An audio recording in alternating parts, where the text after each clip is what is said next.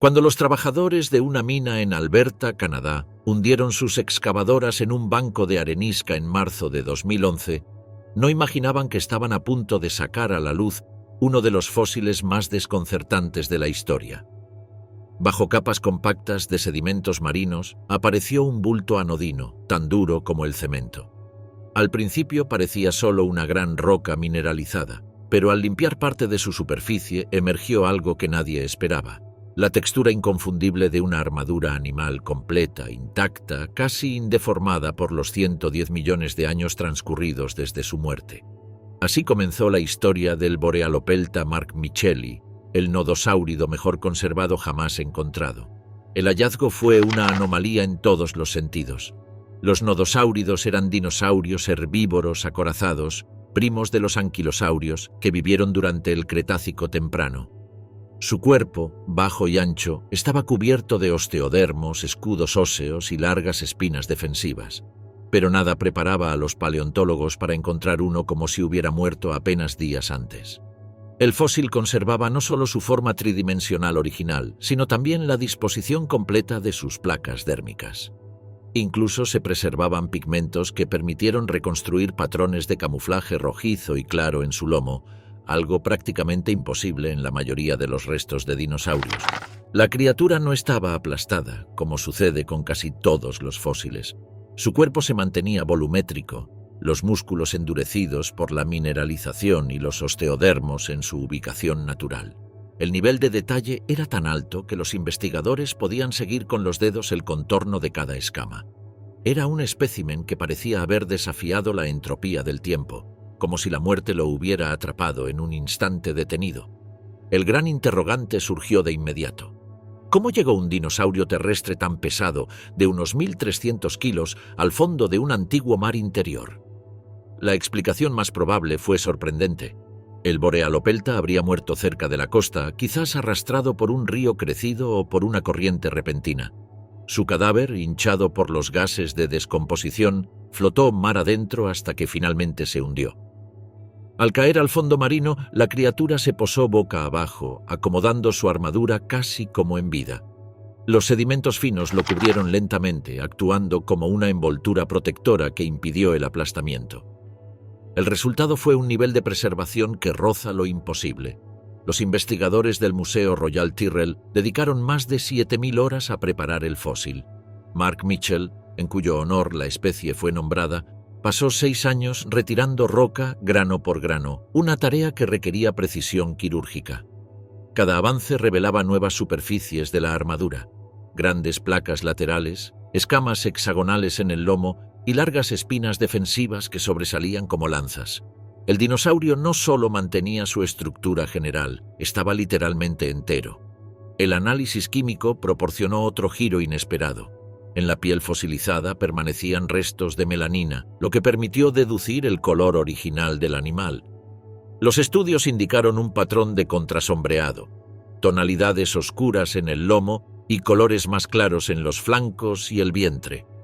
Este tipo de camuflaje suele encontrarse en animales que requieren ocultarse de depredadores, lo que sugiere que el Borealopelta, a pesar de su armadura formidable, seguía siendo presa de criaturas aún más grandes, quizás el temible Acrocanthosaurus, uno de los depredadores dominantes de su época. La preservación del Borealopelta también abrió una ventana única a su biología interna. Dentro de su estómago se hallaron restos identificables de la última comida que consumió. Fragmentos de helechos, hojas y tallos se conservaron de manera excepcional, permitiendo reconstruir su dieta con un nivel de precisión sin precedentes en dinosaurios herbívoros. Incluso se encontraron pequeñas piedras denominadas gastrolitos, usadas para triturar el alimento en su tracto digestivo como en las aves actuales.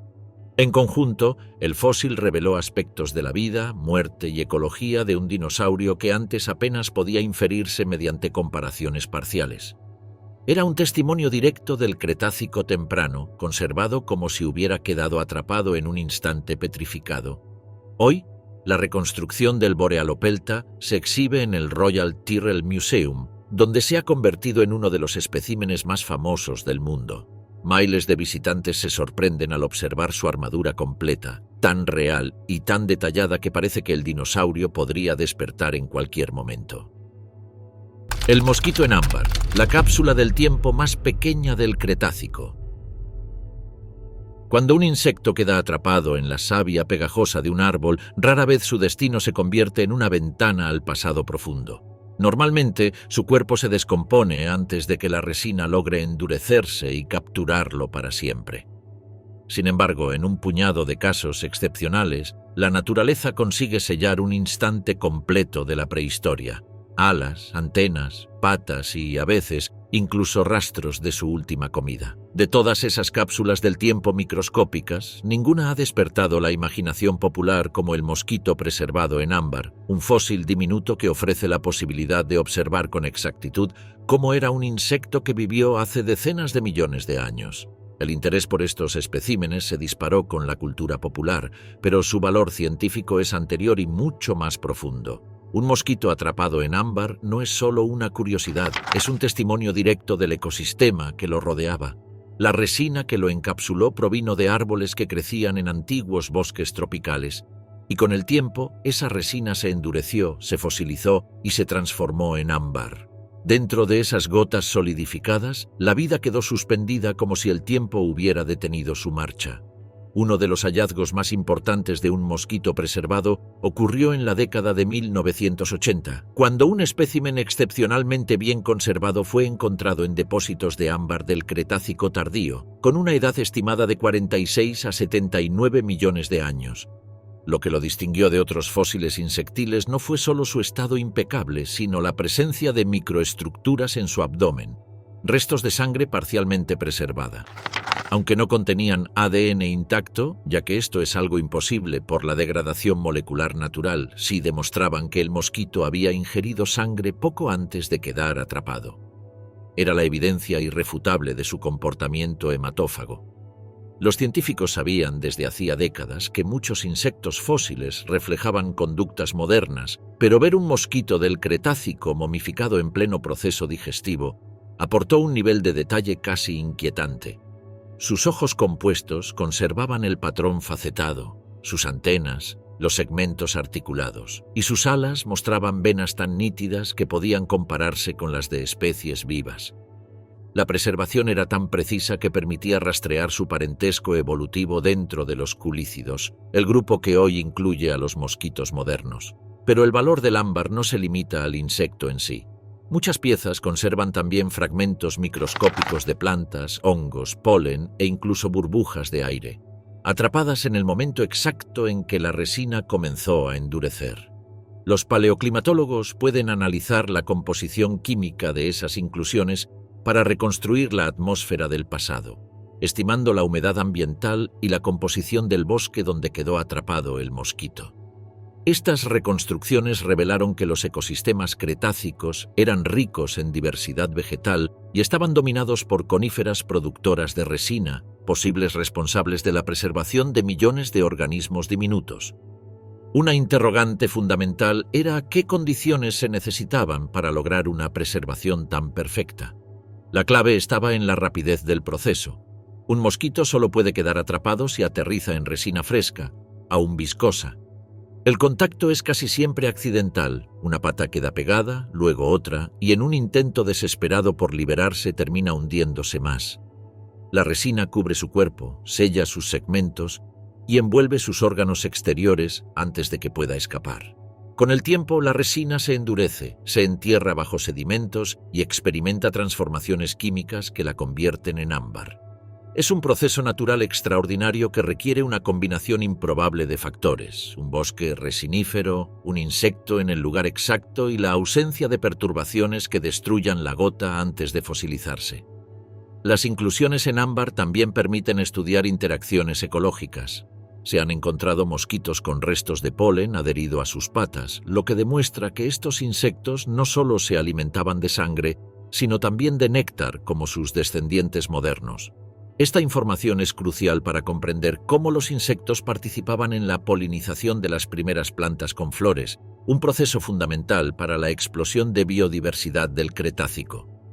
Otros fósiles de ámbar han revelado escenas completas de depredación: una araña atrapando una mosca, dos hormigas peleando entre sí o un insecto siendo atacado en pleno vuelo. Aunque el mosquito en ámbar no contiene ADN utilizable, sí conserva una historia visual intacta.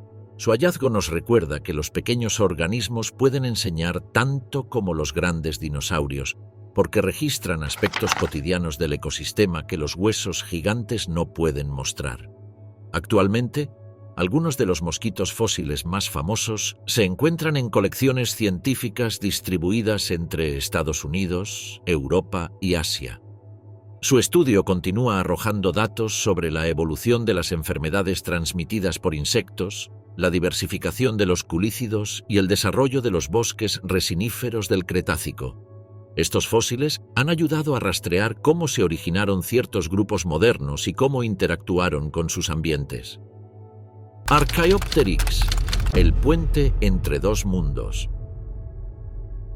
Cuando el primer espécimen de Archaeopteryx apareció en 1861 en las canteras de Solnhofen, Alemania, el mundo científico se enfrentó a una criatura que parecía desafiar cualquier clasificación conocida. Era demasiado reptil para ser un ave y demasiado ave para ser un reptil. En pleno auge de la teoría de la evolución, este fósil se convirtió en una evidencia crucial que mostraba, por primera vez, un vínculo tangible entre los dinosaurios y las aves modernas. La piedra caliza de Solnhofen es célebre por su capacidad para conservar organismos con un detalle extraordinario. Sus finísimas láminas registraban hasta las estructuras más delicadas y en ese entorno el Archaeopteryx emergió con las impresiones completas de sus plumas desplegadas a cada lado del cuerpo.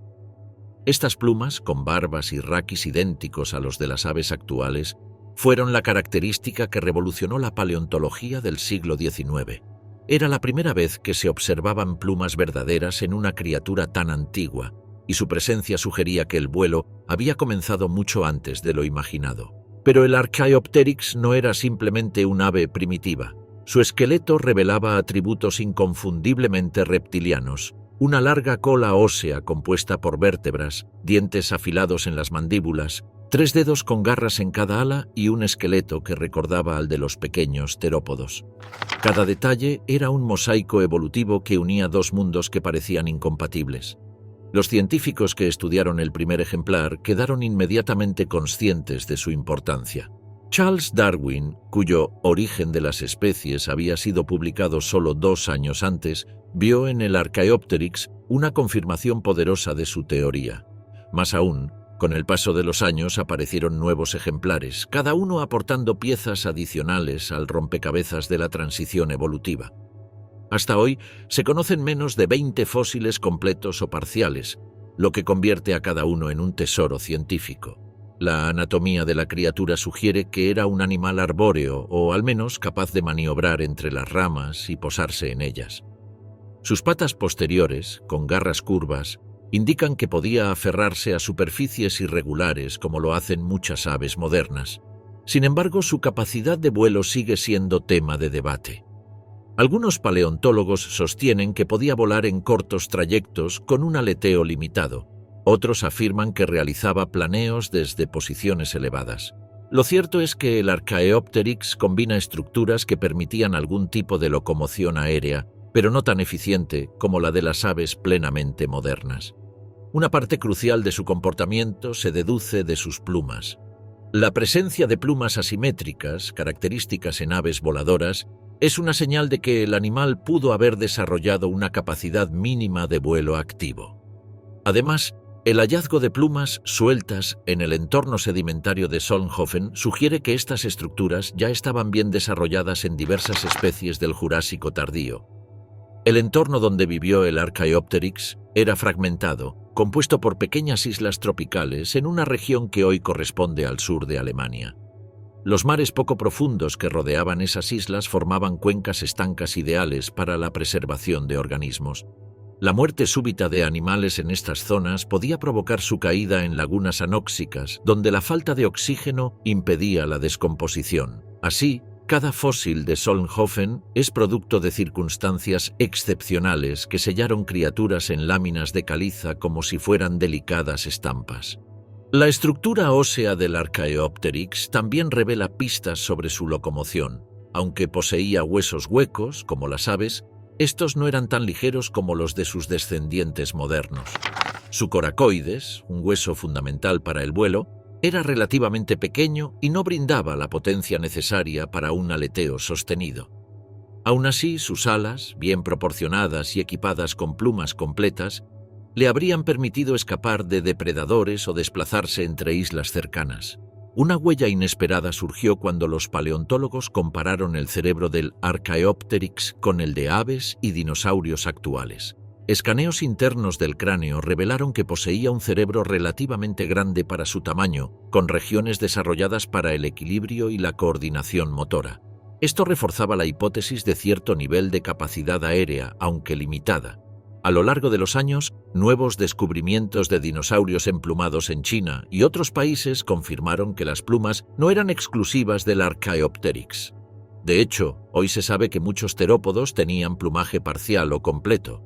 Sin embargo, el Archaeopteryx sigue ocupando un lugar único como la primera evidencia directa que mostró la continuidad evolutiva entre dinosaurios y aves. Los paleontólogos continúan estudiando sus ejemplares bajo técnicas modernas, como tomografías de alta resolución, análisis espectroscópicos de pigmentos y reconstrucciones digitales en 3D. Estas herramientas han revelado que algunas de sus plumas podrían haber sido oscuras, quizá con tonalidades negras o grisáceas, reforzadas con melanosomas que aportaban resistencia estructural para el vuelo. El color exacto de su plumaje sigue siendo un misterio, pero se especula que combinaba patrones para camuflarse en ambientes boscosos. Hoy, los ejemplares más completos se encuentran en museos de Alemania, Estados Unidos y Reino Unido, donde continúan atrayendo la atención de expertos y visitantes.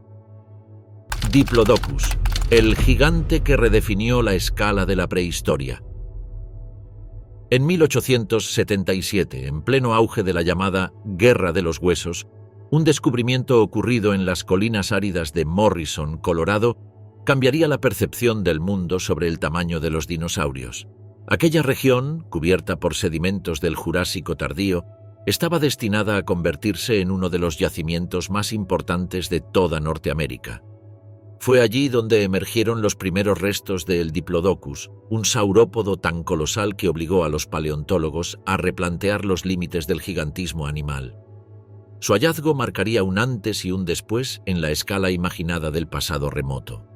El descubrimiento ocurrió en un contexto de competencia feroz.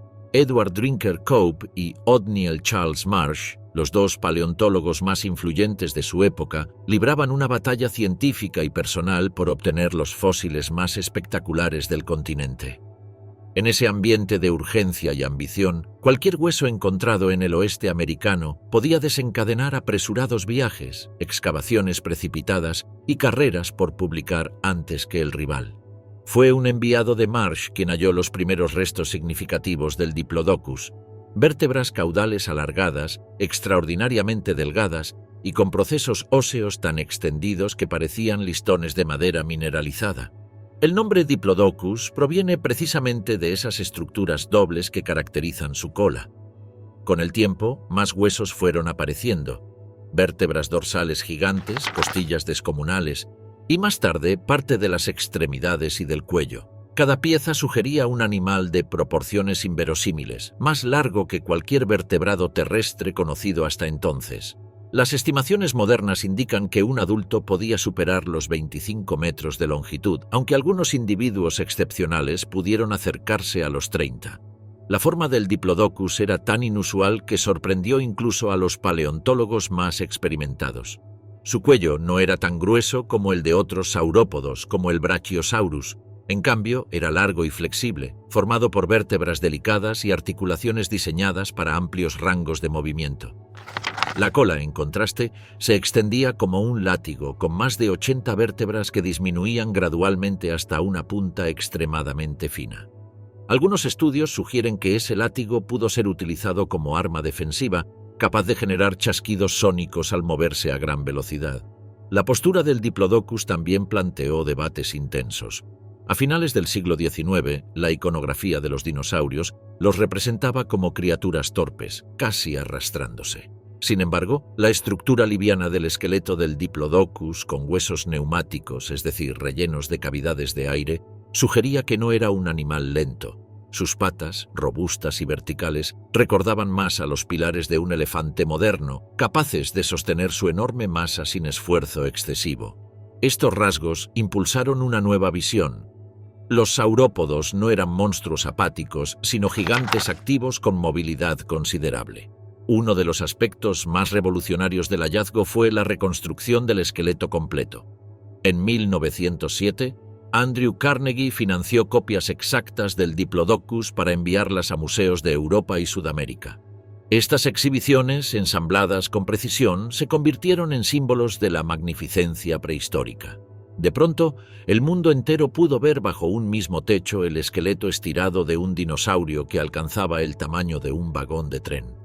La réplica, enviada a Londres, causó tal sensación que el Diplodocus se volvió uno de los dinosaurios más reconocibles del planeta. El entorno en el que vivió este coloso era una vasta llanura fluvial que alternaba bosques, ríos trenzados y lagos estacionales. El clima era cálido y la vegetación incluía helechos arborescentes, coníferas y cicadáceas. El Diplodocus probablemente se desplazaba en manadas y su dieta consistía en plantas de crecimiento bajo y medio.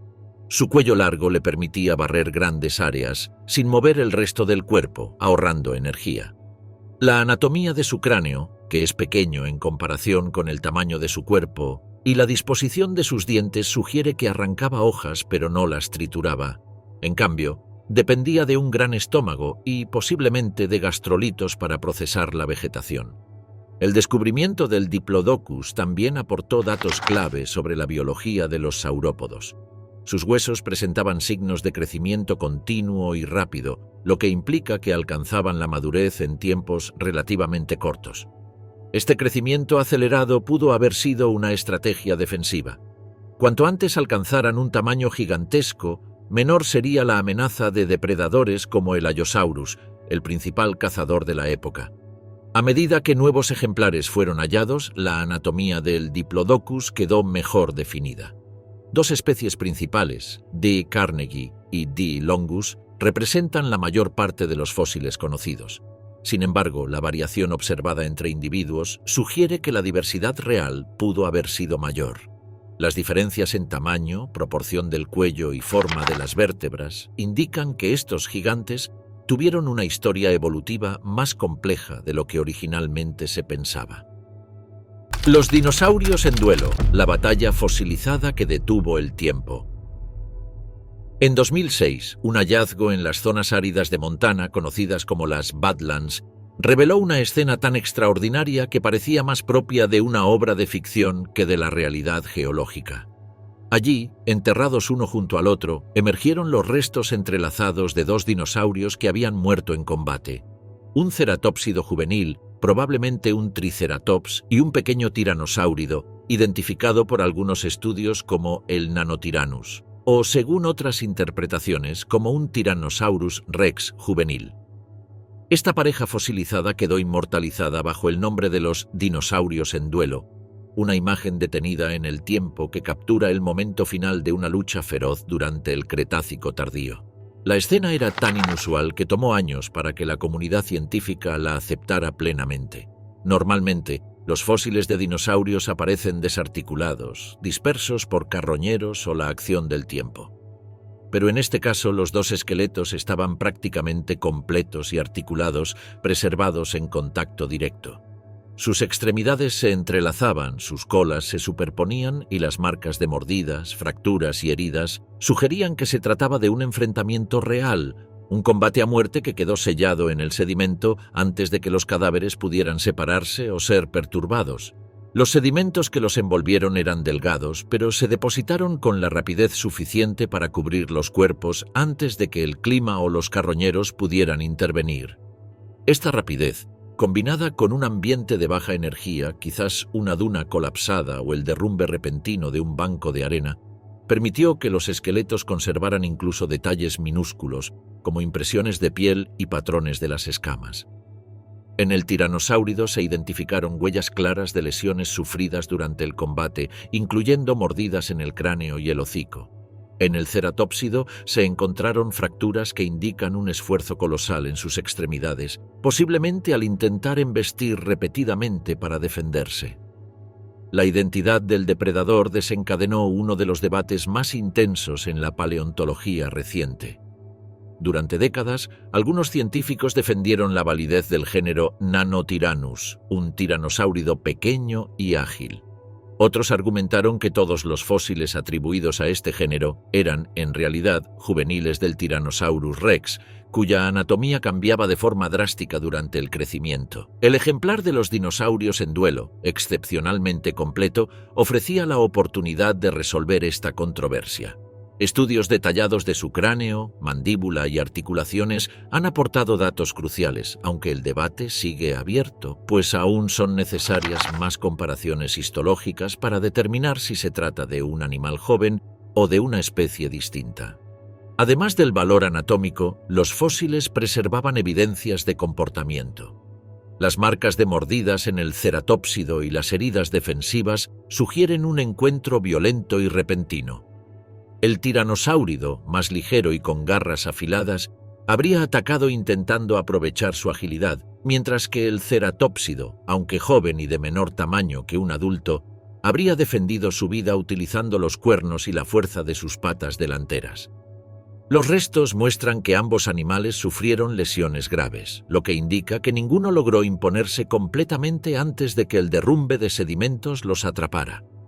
Una pelea mortal en la que ambos contendientes terminaron perdiendo. El hallazgo, sin embargo, no estuvo exento de controversias legales y económicas. Tras su descubrimiento, los fósiles quedaron inmersos en una prolongada disputa judicial sobre la propiedad del terreno y el derecho a su venta. Durante casi una década permanecieron almacenados, alejados de la comunidad científica, mientras los tribunales decidían a quién pertenecían. Finalmente, en 2020, los ejemplares fueron adquiridos por el Museo de Ciencias Naturales de Carolina del Norte, donde actualmente se están preparando y estudiando con métodos de última generación. Las técnicas de análisis para este fósil incluyen tomografías de alta resolución, reconstrucciones tridimensionales y estudios microscópicos de tejidos mineralizados. Estas herramientas permiten observar detalles que antes eran invisibles, como la microestructura de los huesos, el estado de las articulaciones en el momento de la muerte y la disposición exacta de las plumas o escamas preservadas. Una de las líneas de investigación más importantes es la posibilidad de obtener información directa sobre los músculos, tendones y tejidos blandos, cuya preservación parcial se ha sugerido en varias secciones del esqueleto. La importancia de los dinosaurios en duelo trasciende la espectacularidad de la escena. Permiten comprender interacciones depredador-presa que rara vez quedan registradas en el registro fósil. Aunque muchas peleas ocurrieron durante la prehistoria, casi ninguna quedó preservada tal cual. Dos animales atrapados en el instante exacto de la violencia, congelados en una lucha que jamás llegó a resolverse. La fosilización simultánea de depredador y presa brinda un ejemplo directo y físico de los riesgos que enfrentaban los dinosaurios en la vida cotidiana. Hoy, los esqueletos continúan bajo estudio intensivo, y cada nueva observación promete arrojar luz sobre su identidad, su comportamiento y la causa exacta de la preservación. Los próximos años podrían resolver el misterio del Nanotyrannus y aportar datos inéditos sobre la ontogenia del T-Rex. Hadrosaurus, el primer gigante de América que cambió la paleontología. En 1858, en una pequeña localidad de Nueva Jersey llamada Haddonfield, un hallazgo fortuito abrió un nuevo capítulo en la historia de la paleontología americana. Hasta ese momento, los dinosaurios eran consideradas criaturas casi míticas, conocidas por fragmentos dispersos, dientes aislados y huesos fragmentados. Pero aquel año, el descubrimiento del Hadrosaurus fulci, un ornitisquio herbívoro del Cretácico tardío, representó la primera evidencia verdaderamente completa de un dinosaurio en Estados Unidos. Fue el fósil que transformó la ciencia norteamericana y el primero que permitió reconstruir con claridad la forma, postura y proporciones de un gigante prehistórico. Todo comenzó cuando un aficionado local, William Parker Falk, escuchó rumores de huesos gigantes enterrados en una colina cercana. Intrigado, organizó una excavación y pronto emergieron las primeras piezas: vértebras enormes, costillas arqueadas, parte de la pelvis y las extremidades. A medida que avanzaban, el esqueleto tomaba forma. Aunque el cráneo no apareció completo, el conjunto era de tal magnitud que superaba cualquier dinosaurio encontrado en América hasta ese momento. Este descubrimiento revolucionó la comprensión científica de los dinosaurios porque, por primera vez, se tenía suficiente material para ensamblar una reconstrucción casi total. El esqueleto fue enviado al famoso paleontólogo Joseph Leidy, quien realizó un análisis meticuloso. En 1859, Leidy publicó sus conclusiones, revelando que se trataba de un gran herbívoro bípedo y cuadrúpedo facultativo. Esta postura, que le permitía utilizar 2 patas para correr, pero las 4 para alimentarse, era novedosa y desconcertante, pues cuestionaba la visión tradicional de los dinosaurios como reptiles torpes y de movimientos limitados. El Hadrosaurus se convirtió en el primer dinosaurio montado en un museo, inaugurado en 1868 en la Academia de Ciencias Naturales de Filadelfia. Miles de visitantes quedaron perplejos ante la forma elevada y dinámica del esqueleto que se alejaba de cualquier criatura viva conocida. Uno de los aspectos más fascinantes del Hadrosaurus fue su tamaño. Con más de 10 metros de longitud y varias toneladas de peso, este herbívoro se alimentaba de plantas de mediana altura. Sus extremidades traseras, largas y musculosas, le habrían permitido desplazarse con rapidez para escapar de depredadores como el Dryptosaurus. Las extremidades delanteras, más cortas, presentaban manos adaptadas para sostener ramas y manipular vegetación. Los análisis modernos sugieren que podía alternar entre la marcha cuadrúpeda, ideal para forrajear, y el bipedalismo, más eficiente para correr, una versatilidad que probablemente lo convirtió en uno de los grandes herbívoros dominantes de su ecosistema. La anatomía de su cadera fue otro punto clave. A diferencia de los reptiles, los dinosaurios ornitisquios como el Hadrosaurus tenían pelvis con configuraciones adaptadas para sostener grandes masas corporales, con huesos orientados hacia atrás que daban estabilidad. Esta característica permitió a los paleontólogos confirmar que los dinosaurios eran un grupo único, separado de los reptiles modernos. El entorno donde vivió el Hadrosaurus era un paisaje húmedo y boscoso, rodeado de ríos de corriente lenta y planicies fluviales. En este ambiente, las plantas de rápido crecimiento, como cícadas, coníferas y angiospermas tempranas, formaban la base de su dieta. Sus dientes, dispuestos en baterías dentales especializadas, eran capaces de triturar vegetación fibrosa de manera eficiente. Aunque el cráneo original no se preservó, su parentesco cercano con otros hadrosáuridos indica que pudo tener un pico córneo, útil para cortar brotes y ramitas. El descubrimiento también jugó un papel fundamental en la cultura popular. Para gran parte del público estadounidense, el Hadrosaurus fue su primer encuentro visual con un dinosaurio realista. La reconstrucción de Leidy, apoyada por evidencias anatómicas y por la postura elevada del esqueleto, inspiró una nueva percepción de estos animales como criaturas dinámicas. Con el tiempo, este fósil se convirtió en un símbolo de la paleontología estadounidense y su legado sigue vivo. En 1991, el Hadrosaurus fulci fue declarado el dinosaurio oficial del estado de Nueva Jersey. La importancia científica del Hadrosaurus fue enorme. Abrió la puerta a nuevas expediciones, alentó a museos y universidades a estudiar sistemáticamente los yacimientos fósiles del país y marcó el inicio de la paleontología profesional en Norteamérica. Sin él, las grandes campañas de exploración del oeste americano quizá no habrían ocurrido con la misma intensidad, y figuras clave como Cope y Marsh no habrían encontrado el escenario perfecto para sus célebres competencias. A pesar de la fama del Hadrosaurus, el material fósil disponible sigue siendo limitado. La mayor parte de lo que sabemos proviene de comparaciones con otros hadrosáuridos descubiertos posteriormente.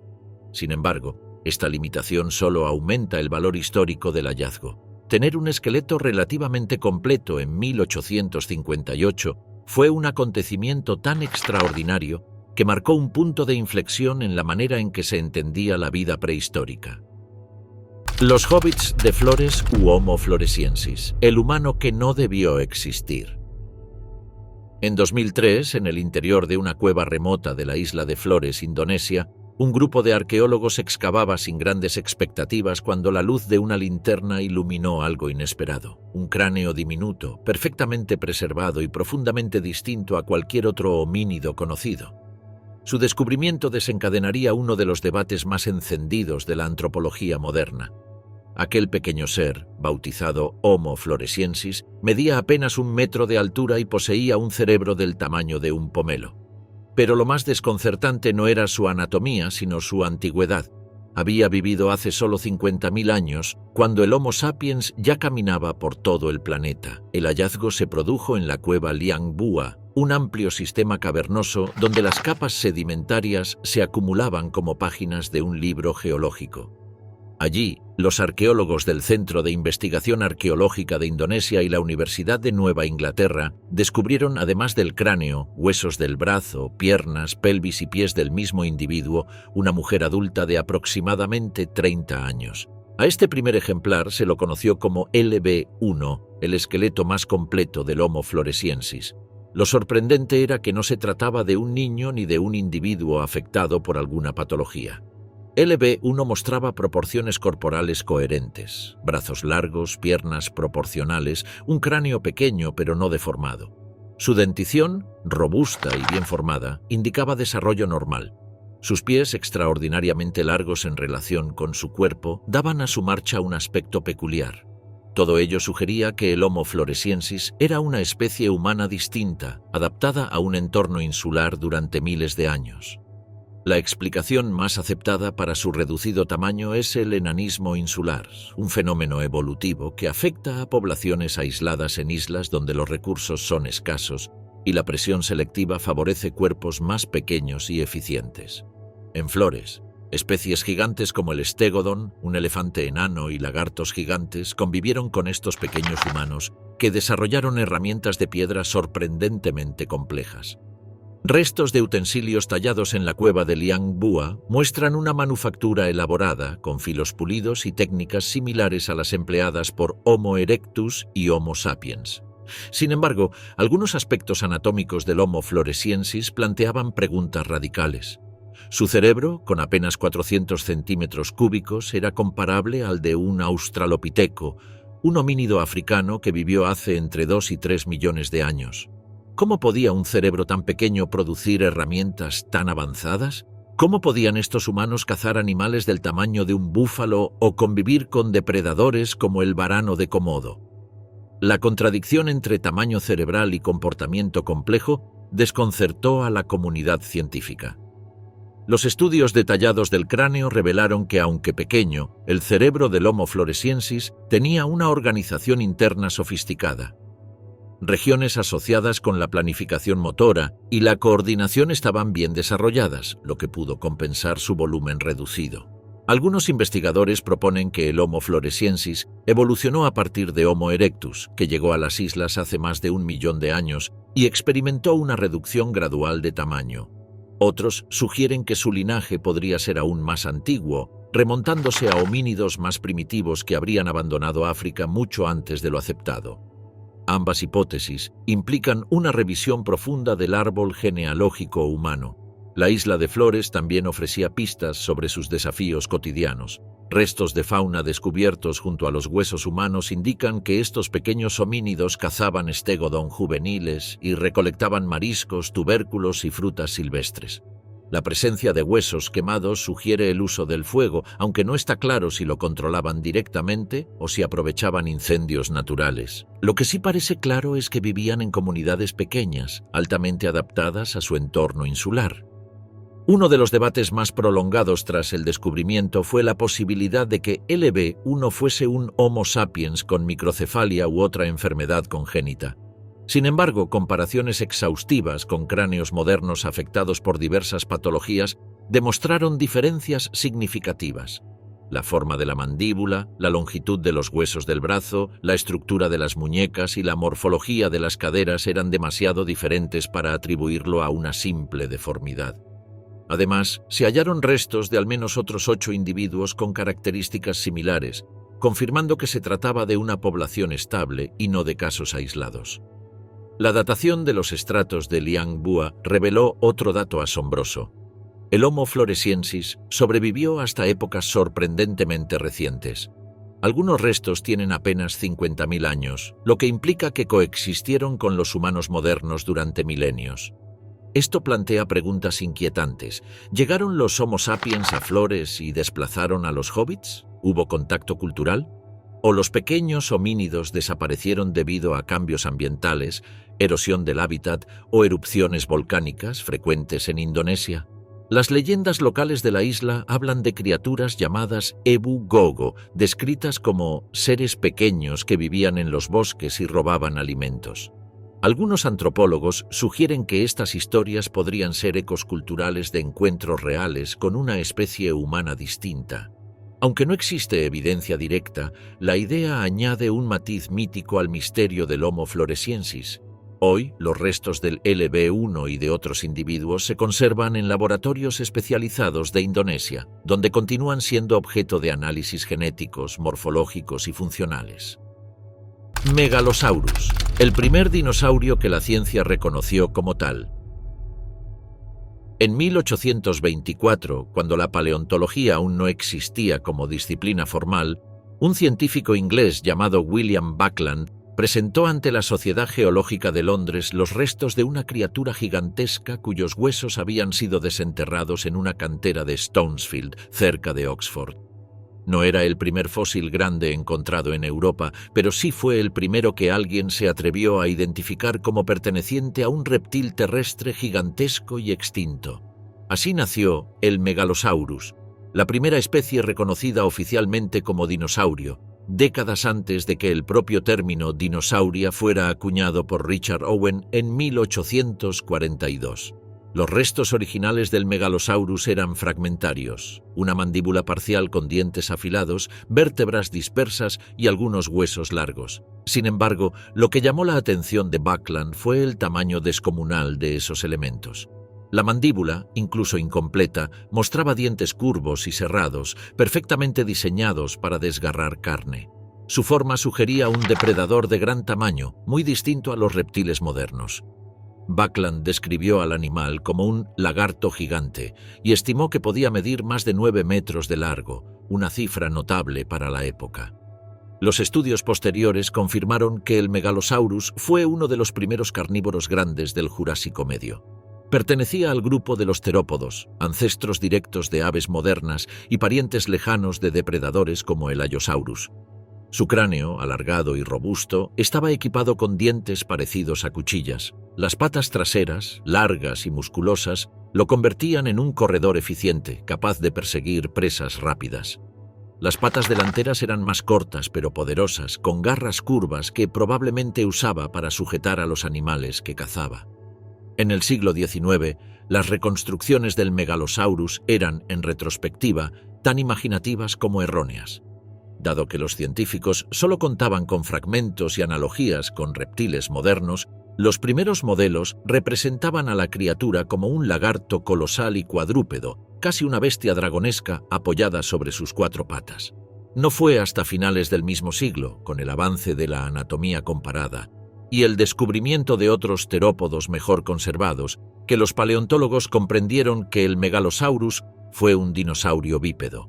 Las rocas de Stonesfield, donde apareció el Megalosaurus, pertenecen al Jurásico Medio, hace unos 166 millones de años, un periodo en el que gran parte de Europa era un archipiélago rodeado de mares cálidos y poco profundos.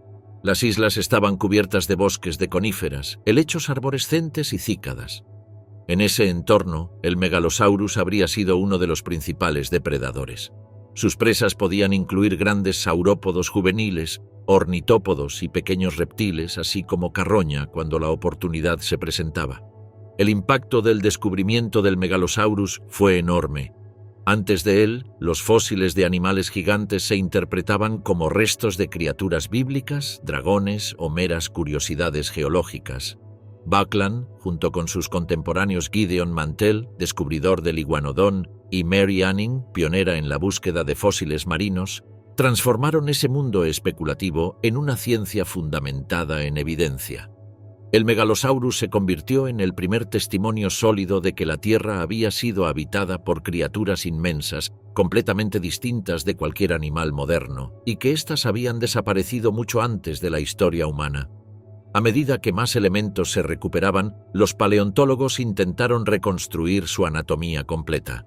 Aunque no contamos con un esqueleto articulado del Megalosaurus, los restos dispersos junto con comparaciones con otros terópodos han permitido aproximar su apariencia. Se estima que alcanzaba entre 7 y 9 metros de longitud y pesaba alrededor de 1 tonelada. Sus patas traseras eran fuertes, su cola rígida actuaba como contrapeso y su cuerpo estaba adaptado para la caza activa. No era el mayor de los depredadores de su tiempo, pero sí uno de los más formidables y exitosos. La importancia histórica del Megalosaurus se refleja también en su presencia en las exhibiciones victorianas del Crystal Palace Park, donde escultores basados en las primeras interpretaciones científicas crearon modelos a tamaño real de los primeros dinosaurios conocidos. Aunque hoy sabemos que esas esculturas son anatómicamente incorrectas, representan un hito en la divulgación científica. El público de mediados del siglo XIX pudo, por primera vez, contemplar recreaciones físicas de criaturas extintas y el Megalosaurus se convirtió en un símbolo de la emergente ciencia de la paleontología. En las últimas décadas, el interés por el Megalosaurus ha resurgido gracias a nuevos descubrimientos de terópodos megalosáuridos en Europa, África y Sudamérica. Estos hallazgos han permitido reconstruir parte de su linaje evolutivo y comprender mejor su ecología. El grupo al que pertenece, Megalosauridae, incluye depredadores robustos con adaptaciones similares, lo que sugiere que el Megalosaurus fue uno de los primeros representantes de un linaje exitoso que dominó gran parte del Jurásico Medio. Lucy, la ancestra que cambió la historia humana. En noviembre de 1974, en el valle del río Awash, una región árida de la depresión de Afar en Etiopía, un equipo de paleoantropólogos dirigido por Donald Johansson realizó uno de los descubrimientos más influyentes en la historia del estudio de nuestros orígenes. Bajo capas de sedimentos volcánicos, parcialmente expuestas por la erosión del viento, aparecieron los restos de un homínido pequeño pero sorprendentemente completo. Ese esqueleto parcial, que conservaba alrededor del 40% del cuerpo, sería bautizado como Lucy, en honor a la canción Lucy in the Sky with Diamonds, de The Beatles, que sonaba en el campamento la noche del hallazgo. Su nombre científico, Australopithecus afarensis, pronto se convertiría en un referente global en la comprensión de la evolución humana. Lucy medía poco más de 1 metro y pesaba alrededor de 30 kilos. Su cráneo tenía un volumen de apenas 400 centímetros cúbicos, comparable al de un chimpancé moderno. Sin embargo, sus extremidades inferiores revelaban algo completamente inesperado. Caminaba erguida. La forma de la pelvis, la angulación del fémur y la estructura de las vértebras lumbares mostraban sin ambigüedad que Lucy era bípedo habitual, miles de años antes de que surgiera el género Homo. Este hallazgo demostró que la marcha bípeda antecedió al aumento significativo del tamaño cerebral, una conclusión que transformó la narrativa sobre cómo y por qué los primeros homínidos adoptaron la postura erguida. El paisaje que rodeaba a Lucy hace 3,2 millones de años era una mezcla de bosques abiertos, sabanas y cursos de agua estacionales. Este mosaico ecológico favorecía la movilidad entre árboles y suelo, y la bipedestación ofrecía ventajas clave: liberar las manos para cargar alimento, mejorar la visibilidad sobre la vegetación y facilitar los desplazamientos largos bajo el sol africano. Las manos de Lucy, con dedos ligeramente curvados, también indican que conservaba cierta habilidad para trepar, lo que sugiere una transición evolutiva gradual entre la vida arbórea y la terrestre.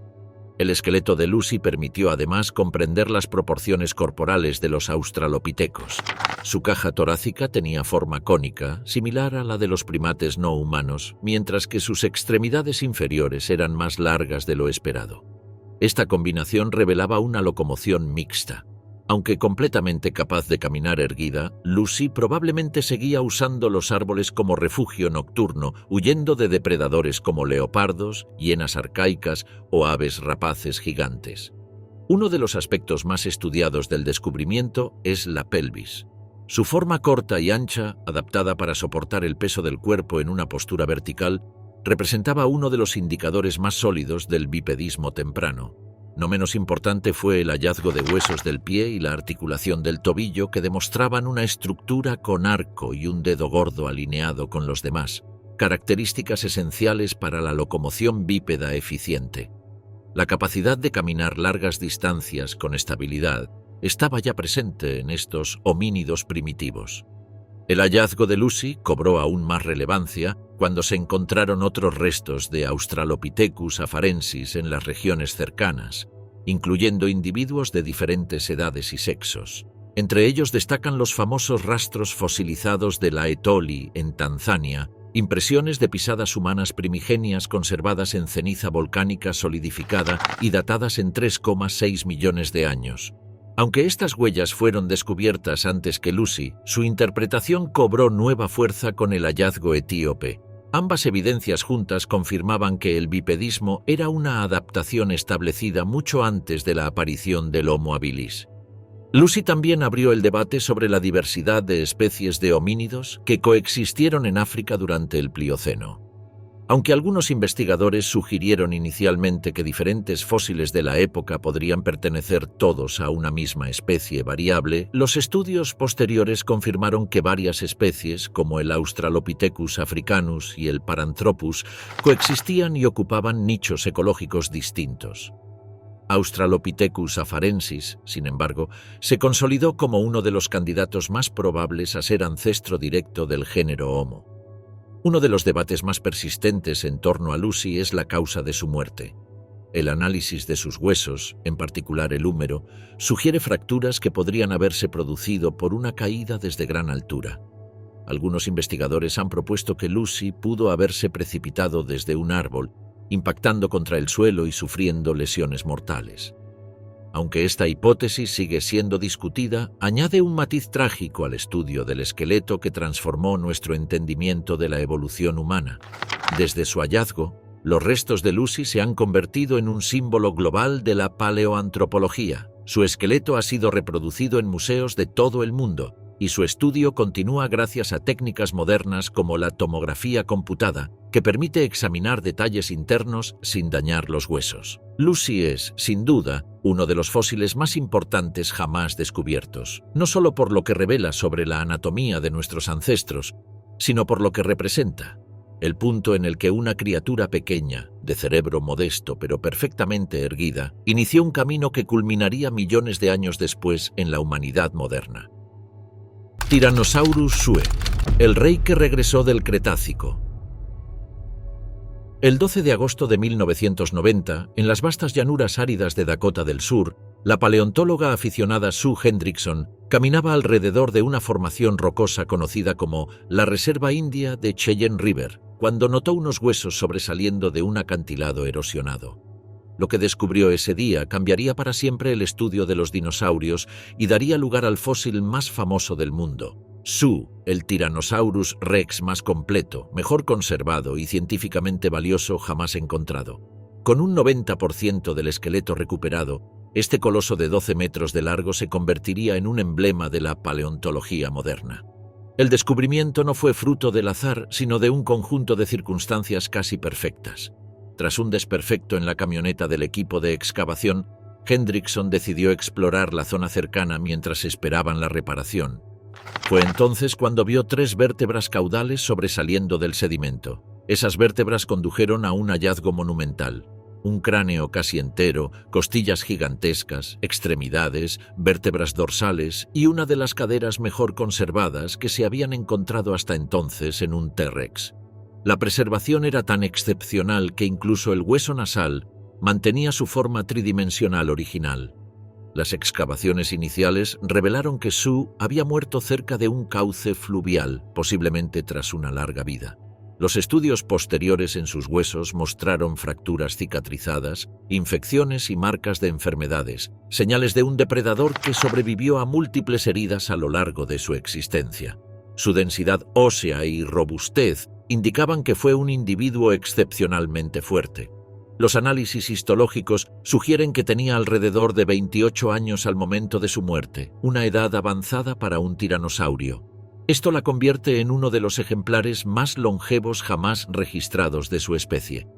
La anatomía de Sue ofreció respuestas a debates que llevaban décadas abiertos. Su cráneo, de más de 1,5 metros de longitud, tiene un peso tan considerable que hoy solo puede exhibirse mediante una réplica. El original, demasiado pesado y delicado, se conserva en condiciones controladas. Los dientes, gruesos como plátanos, eran herramientas diseñadas no solo para cortar carne, sino para triturar hueso. La fuerza de mordida estimada supera los 35.000 newtons, suficiente para aplastar cualquier estructura ósea de sus presas. Uno de los hallazgos más reveladores fue la estructura de sus brazos. Aunque diminutos en proporción al cuerpo, sus huesos mostraban inserciones musculares robustas. Esto indica que los brazos, lejos de ser inútiles, tenían funciones específicas, posiblemente relacionadas con la sujeción de presas o con maniobras al levantarse del suelo.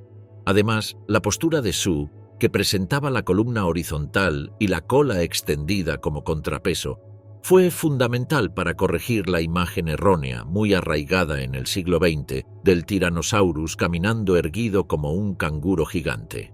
El descubrimiento de Sue también estuvo marcado por una intensa batalla legal y económica. Tras su excavación surgió un conflicto sobre la propiedad del terreno donde fue hallada.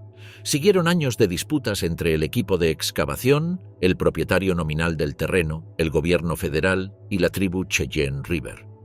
Finalmente, el fósil fue subastado en 1997 en Sotheby's, donde alcanzó el récord de $8,36 millones, convirtiéndose en el dinosaurio más caro jamás vendido. El Field Museum de Chicago, con apoyo de empresas privadas, logró adquirirlo y asegurar su preservación en manos científicas. Ya en el museo comenzó un proceso de restauración sin precedentes. Durante más de 2 años, un equipo de expertos limpió, consolidó y montó cada hueso. El esqueleto final, exhibido desde el año 2000, muestra a Sue en una postura dinámica, ligeramente inclinada hacia adelante, como si avanzara poderosa por un paisaje cretácico. Su presencia impone un silencio reverente. Frente a sus más de 12 metros de longitud y casi 4 metros de altura a la cadera, el visitante comprende de inmediato por qué el Tyrannosaurus Rex fue uno de los depredadores más temibles de la historia. Más allá de su espectacularidad, Sue transformó la paleobiología del T-Rex. Su grado de completitud permitió estudiar con precisión la musculatura, el grosor de los huesos y la biomecánica de la locomoción. Se confirmó que el T-Rex no era un corredor veloz, pero sí un caminante poderoso capaz de perseguir presas durante largos periodos. Sus sentidos también fueron objeto de estudio. El cráneo de Sue revela cavidades amplias para los lóbulos olfativos, lo que indica un sentido del olfato excepcional, y sus órbitas, orientadas hacia adelante, le brindaban visión binocular y percepción de profundidad. El fósil también reveló detalles sobre enfermedades y comportamientos. Sue presenta signos de osteomielitis y lesiones en las costillas, posiblemente provocadas por combates con otros tiranosaurios. Estas marcas sugieren que el T-Rex no solo cazaba, sino que también peleaba brutalmente con miembros de su propia especie, quizá por territorio, pareja o comida. Paraceratherium lynxiaense, el gigante que superó a todos los mamíferos terrestres. En 2021, un hallazgo en la cuenca de Lynxia, en la provincia de Gansu, al noroeste de China, reveló nuevas piezas de un coloso casi mítico. Paraceratherium lynxiaense, el rinoceronte gigante sin cuernos que durante el Oligoceno dominó los paisajes abiertos de Asia como el mayor mamífero terrestre que jamás haya existido. Si bien fósiles fragmentarios de este linaje eran conocidos desde principios del siglo XX, la aparición de restos más completos en Lynxia ofreció una oportunidad única para reconstruir la verdadera magnitud, movilidad y ecología de un animal cuyo tamaño sobrepasó incluso al de los elefantes africanos actuales. El Paraceratherium no era un rinoceronte en el sentido moderno. Pertenecía a un grupo extinto de perisodáctilos gigantes, sin cuernos, con extremidades sorprendentemente largas y un cuello alto y flexible. Su apariencia combinaba la masa colosal de un rinoceronte con la silueta elevada de una jirafa. Aunque diferentes especies de este género han sido descritas a lo largo del tiempo, Los nuevos fósiles de Lynxiaense ayudaron a precisar sus proporciones, un peso estimado de entre 15 y 20 toneladas, hombros que alcanzaban los 5 metros de altura y una longitud corporal que podía acercarse a los 8 metros. Era, en la práctica, un gigante imposible de ignorar en su ecosistema. El descubrimiento en Lynxia incluyó un cráneo casi completo, vértebras cervicales y elementos de las extremidades preservados en sedimentos depositados hace unos 26 millones de años. El cráneo era particularmente revelador, medía más de 1,5 metros de longitud, con una mandíbula larga y dientes diseñados para triturar hojas duras y fibrosas. La forma de las vértebras cervicales confirmaba que el animal tenía un cuello flexible y musculoso, capaz de elevar la cabeza hasta las copas de los árboles, donde obtenía alimento fuera del alcance de la mayoría de los herbívoros contemporáneos. El entorno del Oligoceno en Asia era un paisaje vasto y cambiante, con regiones boscosas intercaladas con áreas de pastizales emergentes. A diferencia de los grandes saurópodos que habían dominado la Tierra millones de años antes, el Paraceratherium vivía en ecosistemas más secos y templados. Sus enormes dimensiones no solo le permitían acceder a alimento abundante en las alturas, sino que también lo protegían de depredadores. Ningún carnívoro terrestre conocido podía enfrentarse a un adulto sano. Las amenazas, cuando existían, debían centrarse en crías, individuos enfermos o ancianos. Las extremidades largas y relativamente delgadas del Paraceratherium han sido objeto de debate científico. ¿Cómo podía un animal tan pesado sostenerse sobre patas tan esbeltas? El estudio de los huesos de Lynxiaense reveló paredes óseas gruesas y articulaciones reforzadas que distribuían su peso de manera eficiente. Su locomoción, aunque imponente, debía de ser sorprendentemente ágil. Algunos paleontólogos sugieren que estos gigantes podían recorrer largas distancias en búsqueda de alimento y agua, desplazándose con un paso tranquilo pero constante a lo largo de territorios que podían abarcar decenas de kilómetros. La nueva especie descrita, Paraceratherium lynxiaense, ofreció pistas cruciales sobre la dispersión y evolución de estos gigantes. Los fósiles sugieren que estas bestias colosales se desplazaron entre el subcontinente indio, Asia Central y China, aprovechando corredores ecológicos creados durante el levantamiento del Himalaya y la fragmentación de los hábitats forestales. Estos movimientos explican la amplia distribución geográfica del género y su capacidad para adaptarse a distintos ambientes vegetales.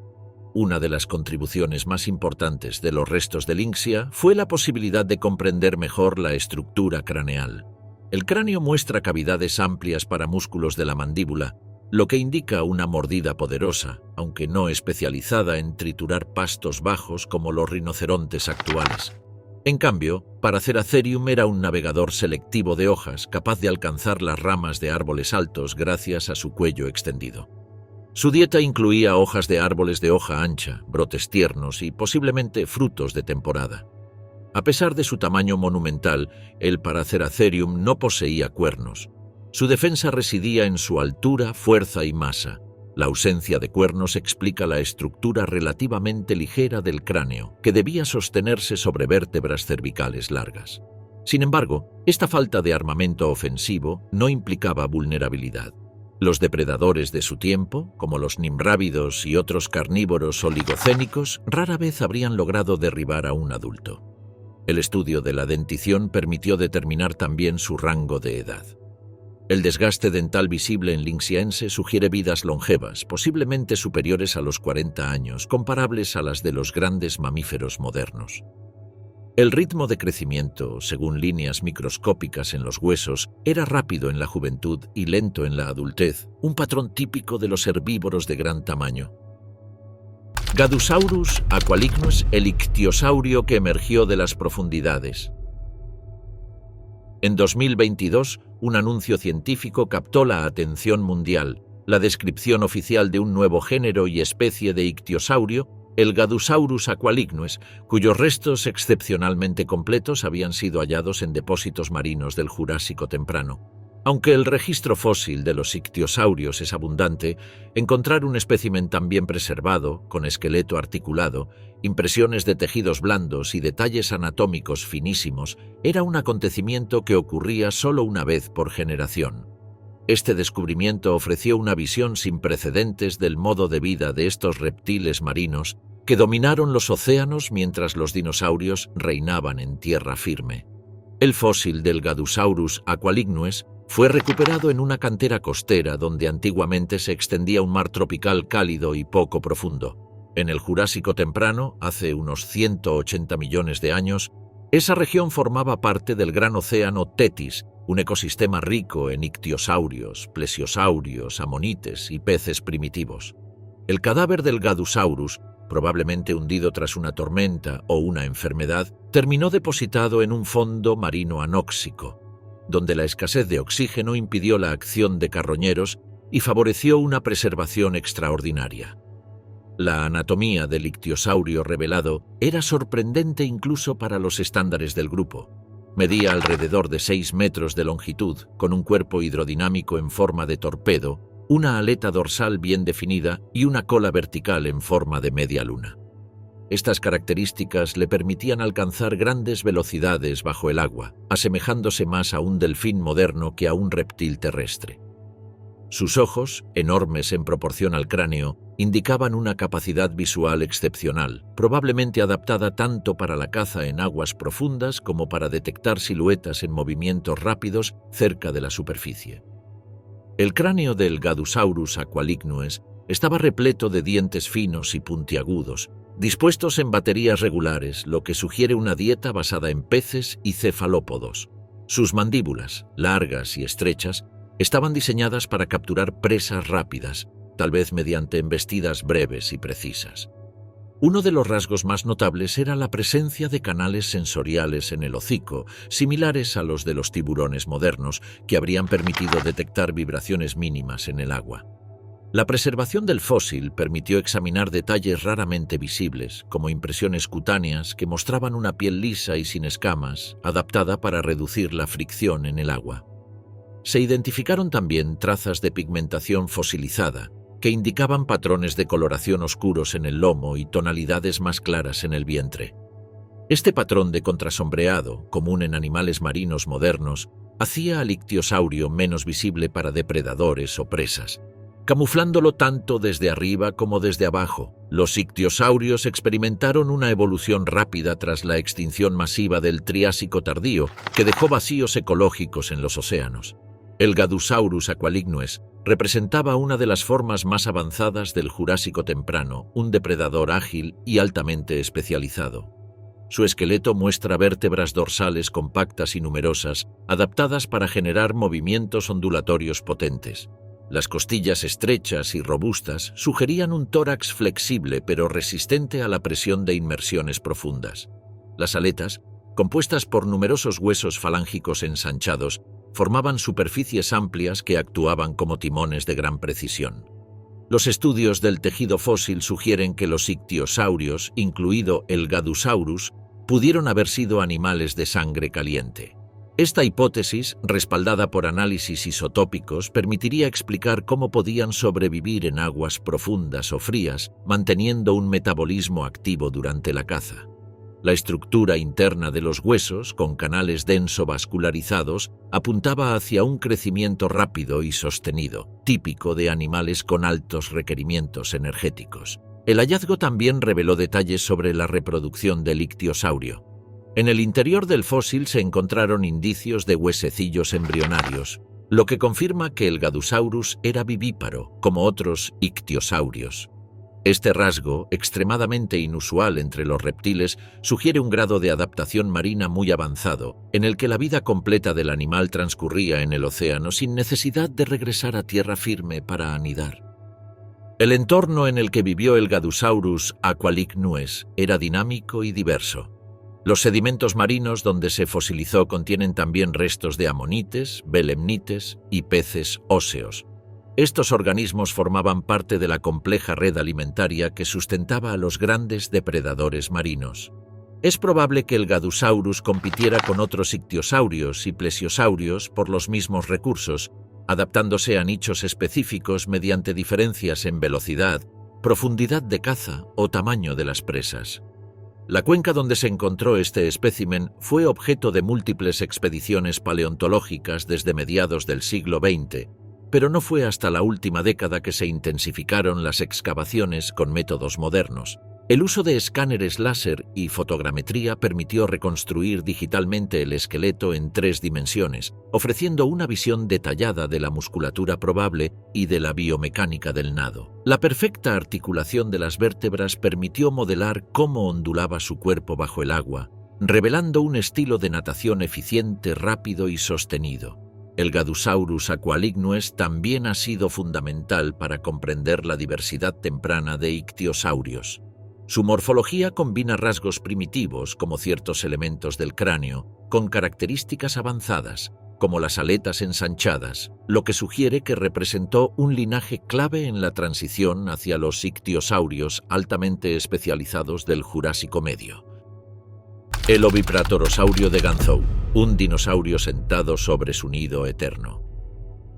En diciembre de 2021, un anuncio científico conmocionó al mundo paleontológico: el hallazgo en Ganzhou, al sur de China, de un fósil de oviparatosaurio en una postura jamás vista con tal nivel de detalle.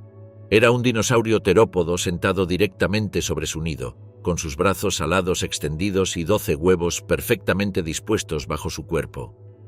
3 de esos huevos contenían embriones increíblemente bien preservados. La imagen parecía una fotografía petrificada del cuidado parental hace más de 70 millones de años, capturada en un instante que la arena convirtió en eternidad. Los oviraptorosaurios eran terópodos maniraptores emparentados con las aves modernas. De tamaño mediano, con cráneos cortos y sin dientes, plumas bien desarrolladas y brazos convertidos en alas, han sido protagonistas de un cambio profundo en la percepción pública. Pasaron de ser considerados meros ladrones de huevos a ser reconocidos como animales atentos, sociales y sorprendentemente dedicados a la crianza. El descubrimiento de Ganzhou no solo confirmó esta imagen, sino que la elevó a un nivel de evidencia incomparable. El espécimen fue hallado en la formación Nangxiong, una región rica en fósiles de dinosaurios del Cretácico superior.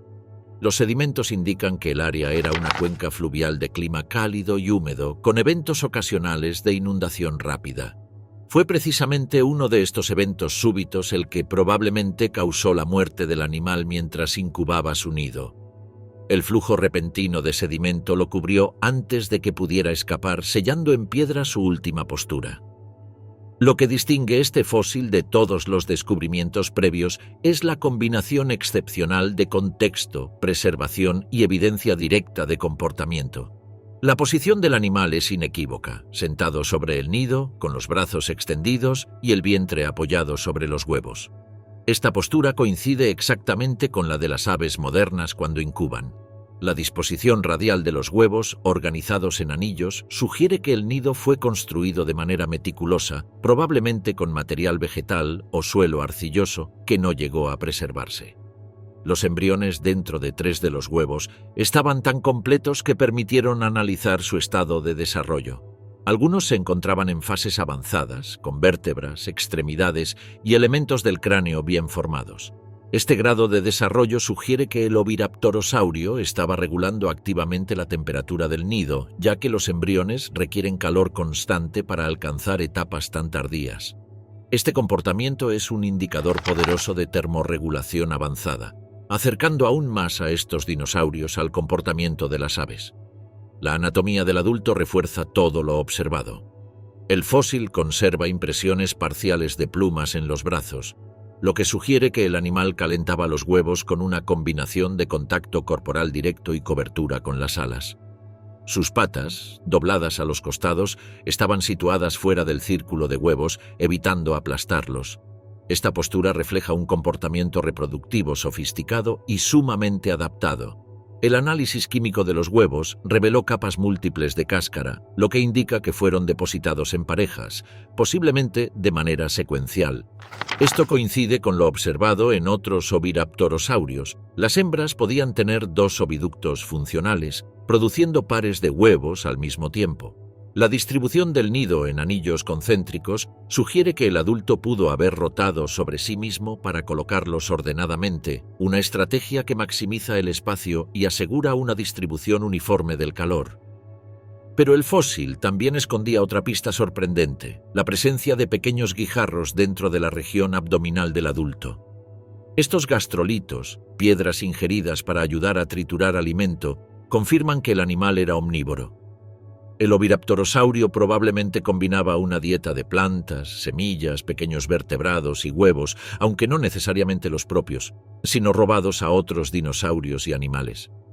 Esta variedad dietética habría sido clave para su supervivencia en ambientes cambiantes. La preservación de las extremidades posteriores permitió estudiar con detalle cómo caminaban estos animales. Las patas del oviraptorosaurio eran largas y ágiles, con dedos robustos que permitían movimientos rápidos entre la vegetación o sobre terrenos arenosos. Esto sugiere que el adulto pudo alternar entre la vida activa y el cuidado prolongado del nido, lo que implica un alto grado de energía y dedicación. Este fósil no solo reveló comportamiento, sino también contexto social. La especie a la que pertenecía, aunque no identificada completamente al momento de su descripción, probablemente vivía en grupos pequeños y exhibía algún grado de cooperación parental. Los nidos encontrados en otras zonas de China indican que algunos oviraptorosaurios anidaban en colonias, una estrategia común entre aves actuales para proteger los huevos de depredadores. Los investigadores a cargo del estudio utilizaron escáneres micro-CT para analizar los embriones sin dañar los huevos. Las imágenes tridimensionales revelaron que los embriones tenían plumas incipientes y picos bien definidos. La orientación de sus cuellos y extremidades indica que se encontraban en posición de eclosión, listos para romper la cáscara desde el interior. Esto sugiere que la muerte del adulto ocurrió muy poco antes del nacimiento, lo que hace de esta escena fosilizada un instante crítico e irrepetible.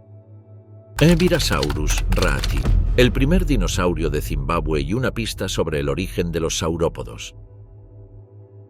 Entre 2017 y 2019, en el remoto valle del Zambeze, un equipo internacional de paleontólogos descubrió un fósil que cambiaría por completo la comprensión del origen y dispersión temprana de los dinosaurios. El Embirasaurus raati, el dinosaurio más antiguo jamás encontrado en Zimbabue y uno de los más antiguos de toda África. Sus huesos, preservados en un sorprendente estado de integridad, emergieron de formaciones sedimentarias datadas en aproximadamente 230 millones de años, durante el Triásico tardío, una época en la que los dinosaurios recién comenzaban a caminar sobre la Tierra. El hallazgo fue parte del proyecto paleontológico Mid-Zambezi Basin Project, cuyo objetivo era mapear la fauna prehistórica de la región.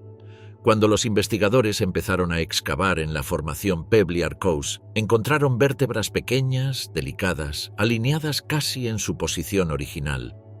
A medida que avanzaban, emergieron la cadera, las extremidades y los elementos craneales. Lo notable no era solo la antigüedad del espécimen, sino su completitud extraordinaria, con cerca del 80% del esqueleto preservado. En un continente donde los dinosaurios más antiguos eran conocidos por fragmentos, esta integridad era un acontecimiento sin precedentes. El Embirasaurus raati era un dinosaurio pequeño y ágil, de aproximadamente 1,8 metros de longitud y un peso que no superaba los 30 kilogramos.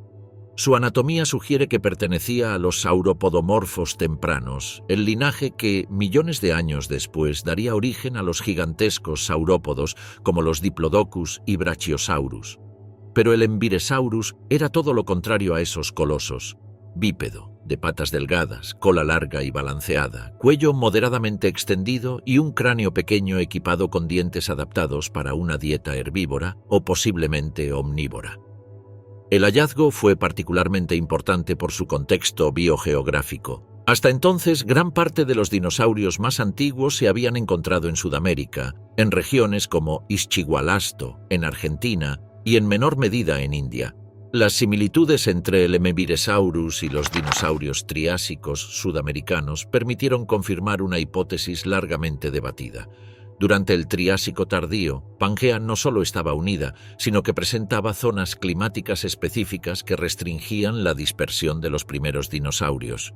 No se expandieron al azar, siguieron corredores ambientales determinados por temperatura y humedad.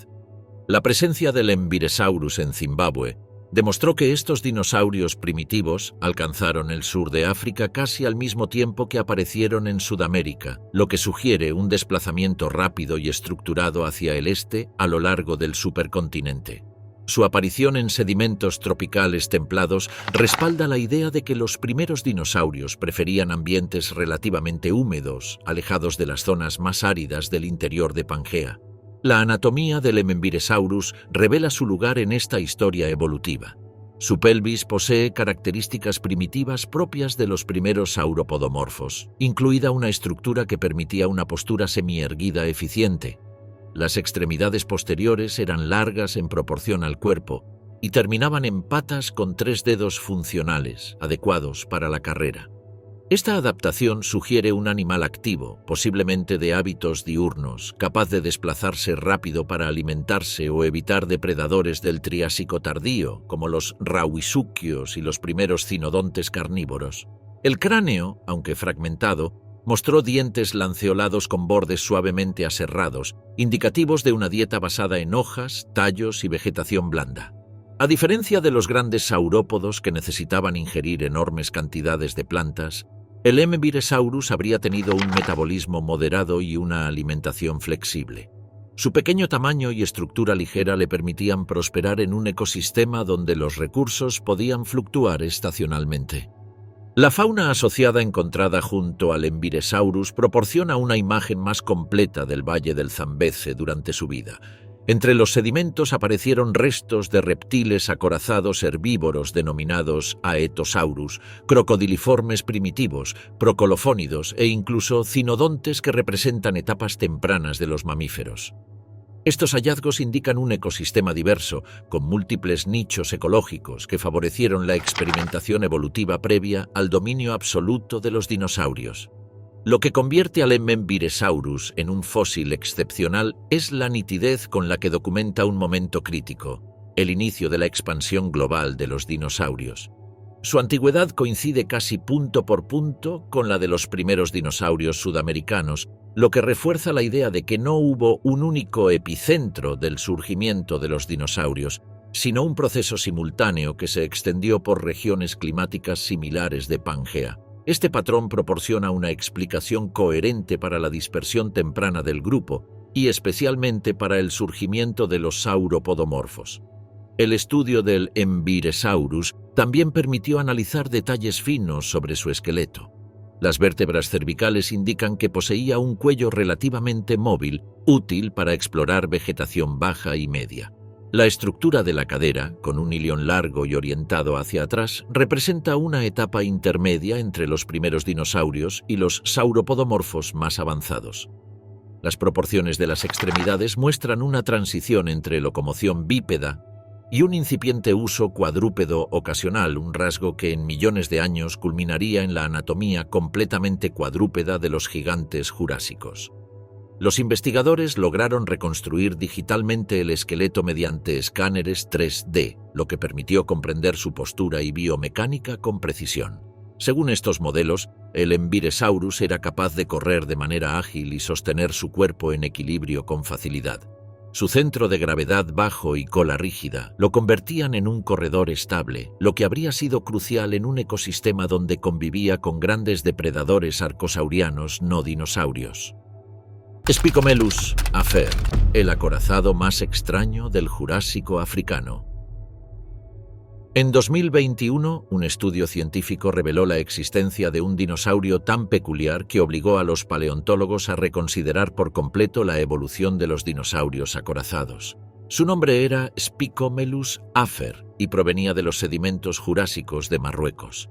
Aunque el hallazgo consistía en un conjunto limitado de huesos, especialmente una costilla fusionada de manera espectacular con una espina dérmica, su singularidad fue tan extrema que bastó para identificar una nueva especie, un nuevo género y, lo más sorprendente, para convertirlo en el dinosaurio acorazado más antiguo jamás registrado. El fósil fue descubierto en la región de Tingir, en el Alto Atlas marroquí, un área conocida por su riqueza en restos jurásicos.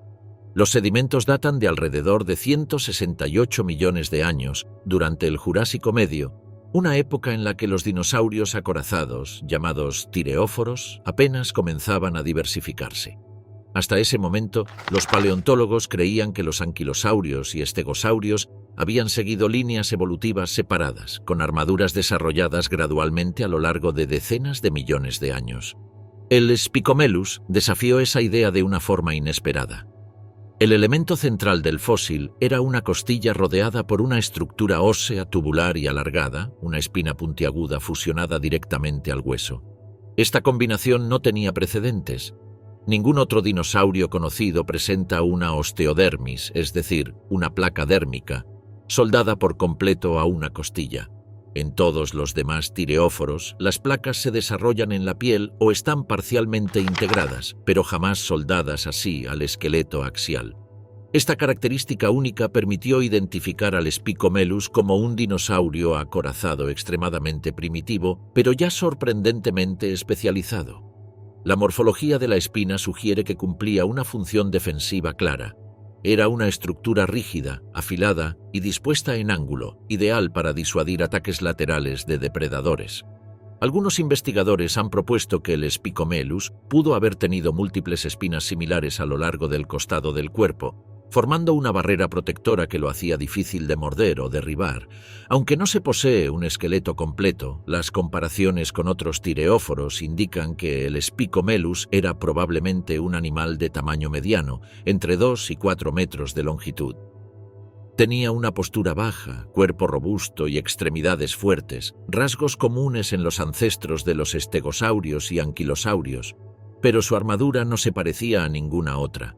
Mientras los anquilosaurios desarrollaron escudos gruesos y placas fusionadas en patrones simétricos, y los estegosaurios produjeron placas dorsales altas. El Spicomelus mostró un nivel de innovación independiente y temprano, como si la evolución hubiera experimentado con distintas formas de protección antes de establecer los diseños más conocidos. Uno de los aspectos más intrigantes del hallazgo es su antigüedad. El Jurásico Medio ha sido históricamente un periodo con escasos fósiles de tireóforos, lo que deja un vacío en la historia evolutiva de estos animales. La presencia del Spicomelus en África demuestra que los dinosaurios acorazados ya estaban diversificados y expandidos geográficamente mucho antes de lo que se pensaba. Su distribución también sugiere que los tireóforos primitivos podían haberse originado en Gondwana, el supercontinente del hemisferio sur, y no exclusivamente en la Eurasia como se consideraba hasta entonces. El hallazgo también tiene implicaciones importantes para comprender la paleogeografía de África durante el Jurásico. La presencia de un dinosaurio tan especializado en la región del Atlas indica que existían corredores ecológicos que permitían la dispersión de faunas terrestres entre África y otras masas continentales. Los ecosistemas del norte africano, que hoy parecen áridos e inhóspitos, eran en aquel tiempo verdes, húmedos y ricos en diversidad de plantas y animales. El análisis histológico del hueso reveló un patrón de crecimiento rápido y una estructura interna bien vascularizada, lo que sugiere un metabolismo relativamente elevado.